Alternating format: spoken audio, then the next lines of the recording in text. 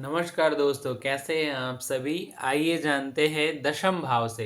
तो दशम भाव से कैरियर का विचार करते हैं। ठीक है, तो कैरियर का क्षेत्र किस दिशा में होगा, किस प्रकार से होगा, ये हम सभी को जानना आवश्यक है। क्योंकि प्रयास हम किसी और दिशा में करते रहते हैं और जब वहाँ सफलता मिलती है तब हम ब्राह्मण के पास जाके पूछते हैं कि हमारा कैरियर किस दिशा में है या हमें प्रयास किस दिशा में करना चाहिए। नहीं, ये हमको पहले जान लेना चाहिए जिस भी प्रकार से, जहाँ से भी, कि हमारा कैरियर किस दिशा में है। हम बैंकिंग में जाएंगे, कंप्यूटर में जाएंगे, टेक्निकल में जाएंगे, प्रशासनिक में जाएंगे, कि हम डॉक्टर बनेंगे, कि इंजीनियर बनेंगे, कि शिक्षक बनेंगे, कि प्रोफेसर बनेंगे। तो कैरियर का भाव जानना अति आवश्यक है, क्योंकि बार बार प्रयास करने के बाद भी जब सफलताएं हाथ नहीं लगती तो मन क्या है, निराश हो जाता है। तो ऐसी स्थितियां उत्पन्न हो जाती हैं कि कुछ लोग सुसाइड कर लेते हैं, कुछ लोग मतलब अन्य अन्य जो भी गलत क्रियाएं हैं वो सब कर लेते हैं। तो उससे क्या होता है, माता पिता बहुत ही दुखी होते हैं। तो इस प्रकार से अगर कैरियर का चुनाव करना हो कि हमारे कर्म का क्षेत्र किस दिशा में जाएगा, किस क्षेत्र में रहेगा, तो आवश्यक रूप से आप सभी जरूर कुंडली दिखाइए। अपने अपने पंडित जी लोग जो भी हैं उनको दिखाइए, उनसे जानिए कि कैरियर का भाव क्या है और उस दिशा में प्रयास करिए। मैंने आज से 4 साल 5 साल पहले लगभग एक जातक की कुंडली देखी थी। उसको मैंने बताया था कि आप में डॉक्टर का योग नहीं है, लेकिन उस बालक का जुनून था कि नहीं, मैं डॉक्टर बनूंगा। ठीक है, ये मैं अपनी बड़ाई नहीं कर रहा। उसने 2 अटेम्प्ट उस समय पीएमटी दिया था, ठीक है, और दोनों अटेम्प्ट में वो रह गए। ठीक है, तीसरा अटेम्प्ट भी दिए थे, शायद उसमें भी रह गए। तो अंत में जा कर के उन्होंने अपना क्षेत्र बदल लिया। ठीक है, मैं ये नहीं करता कि प्रयास नहीं करना चाहिए। उद्यमेन सिद्ध्यन्ति कार्याणि मनोरथैः। ठीक है, उद्यम से ही कार्यों की सिद्धि होती है, लेकिन प्रयास अगर सही दिशा में रहे तो थोड़े से प्रयास से ही सफलता मिल जाती। सफलता कोई इतनी बड़ी हवा नहीं है, समझ रहे हैं। सफलता बहुत एक छोटी सी चीज है, अगर पा जाएंगे तो फिर उसका कोई मोल नहीं रहेगा। लेकिन उसके पीछे जो तैयारी करनी है वो अगर राइट वे में हो, सही दिशा में हो, सही दिशा निर्देशन में हो, आप दिग्भ्रमित न हो, अपने लक्ष्य से हटे नहीं। ठीक है, तो इस प्रकार का विचार, इस प्रकार की साधना अगर अनवरत है तो सफलता तुरंत मिल जाएगी। सफलता कोई इतनी बड़ी चीज नहीं है। और बहुत सारे लोग कहते हैं गवर्नमेंट है, ये प्राइवेट है, ये ऐसे है, ये वैसे। ये हमारी मानसिक धारणाएं हैं, ये मानसिक वेदनाएं हैं भैया, जो पूर्वाग्रहों से ग्रसित हैं।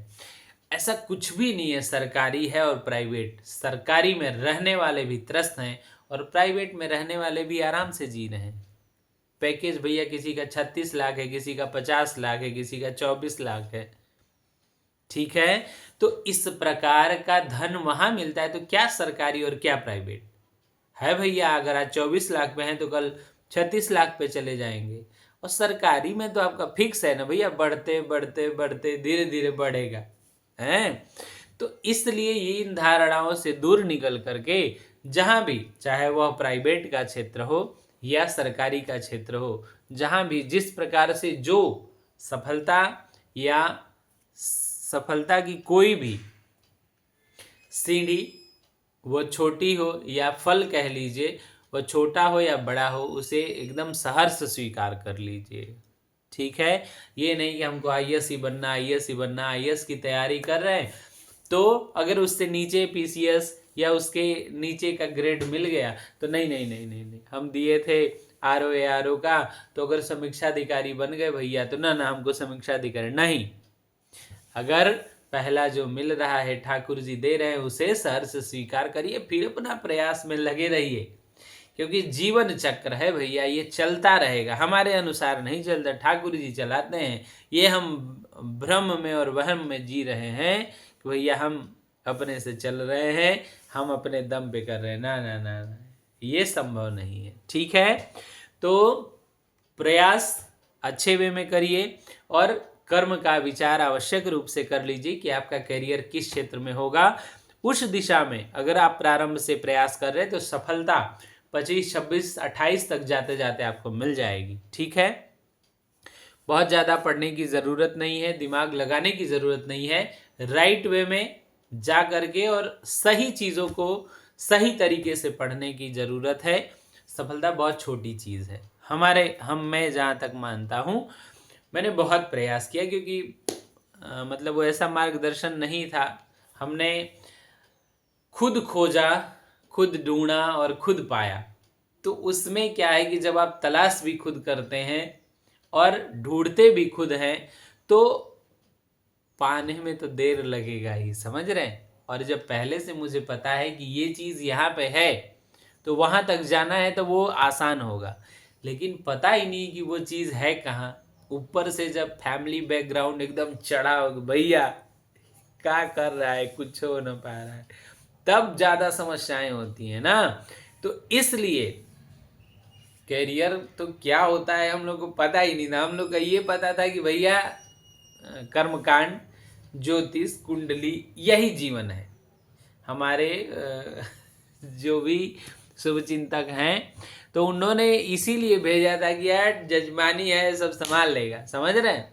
लेकिन जब आप किसी बड़े जगह पे जाते हैं, अच्छे लोगों की संगत मिलती है, तो यह ज्ञान होता है कि हमें किस प्रकार से निर्धारण करना है, किन चीज़ों को करना है, हमारे लिए भविष्य क्या, हमारा फ्यूचर क्या है। तब मैंने भी यह निश्चय किया था कि चलो अब इस क्षेत्र में फ्यूचर बनाते हैं। तो फ्यूचर बनाने के लिए हमने बहुत अखंड साधना की, बहुत संघर्ष किया, बहुत प्रयास किया। तब जा कर के ठाकुर जी ने रोजी रोटी की व्यवस्था की। रोजी रोटी तो पहले से भी चली रही थी आनंद पूर्वक, लेकिन और एक थोड़ा सा अच्छा कह सकते हैं, बहुत अच्छा ठाकुर जी के कृपा प्रसाद से मिला। तो इसलिए कैरियर और विद्या का क्षेत्र कुंडली में जानना बहुत ही आवश्यक है। तो आप सभी कैरियर के बारे में आवश्यक रूप से अपने अपने जो भी पंडित जी लोग हैं उससे चर्चा करें, जानें कि हमारा कैरियर किस दिशा में होगा, क्योंकि कैरियर बहुत इम्पॉर्टेंट है। इम्पॉर्टेंट इसलिए है कि हमारा जो मेहनत है, हमारा जो प्रयास है वो सार्थक हो, सफल हो। तो इसलिए मैं आप सभी के सामने इस मैटर को लेके उपस्थित हुआ था। तो आप सभी जरूर से कुंडली दिखाएं और कुंडली में अपने कर्म का स्थान जानें।